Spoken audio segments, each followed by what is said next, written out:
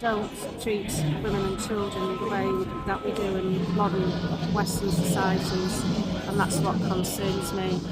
Also, the speed at which people from overseas are coming in, I'm really worried about whether or not we're going to be able to integrate. I think in the past, when there were low levels coming in, it worked very well.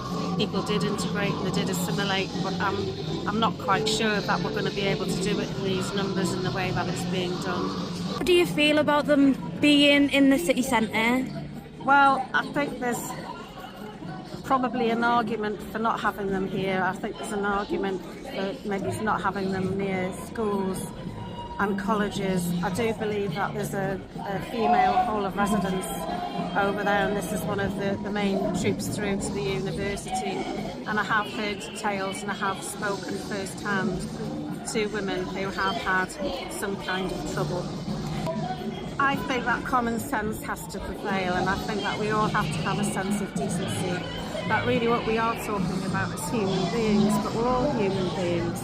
And I think that they need to be processed fairly.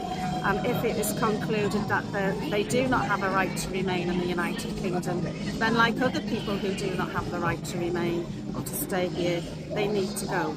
We're seeing now that our economy is in some trouble, and I don't think this is going to help whatsoever, which I think is why we do need to start processing people. I'm quite fearful as to what's going to happen financially with this country, because I think we're at the stage now where things are probably going to start squeaking.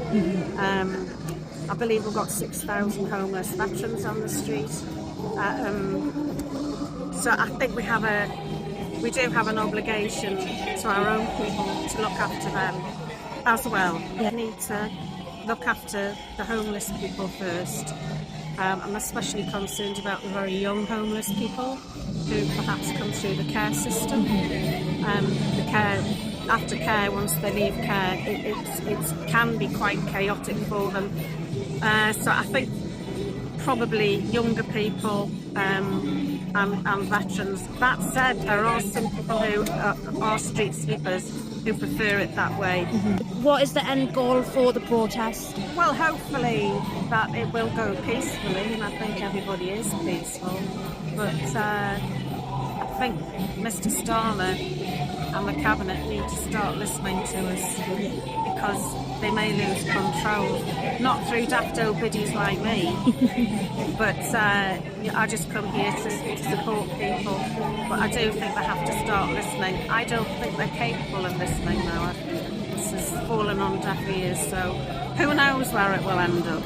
What do you think the reason for this, why do you think the government's bringing in so many unvetted men?